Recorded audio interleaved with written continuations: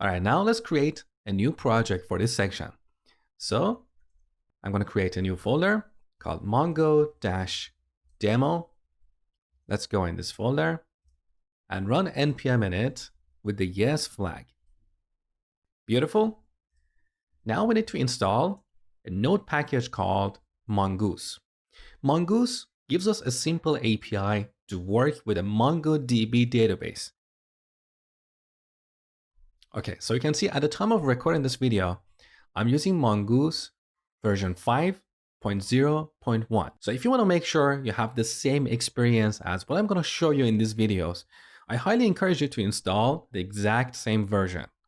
So npm install mongoose @5.0.1.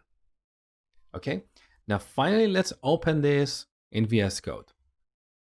All right, now let's add a new file here, index.js. The first thing we need to do is to connect to MongoDB. So we load this mongoose module and store it in this constant, mongoose. Now this object has a method called connect. We use this to connect to MongoDB. Now here we pass a connection string that is mongodb://localhost. This references the MongoDB that we installed on this machine. When you want to deploy your application to a production environment, you're going to have a different connection string for the production environment. Earlier in the section about Express, I told you how to manage various configuration settings for different environments. In this video, we're not dealing with that level of complexity, so I have hard-coded the connection string here. But in a real application, your connection string should come from a configuration file. So here's our MongoDB server. Now after that, we add the name of our database.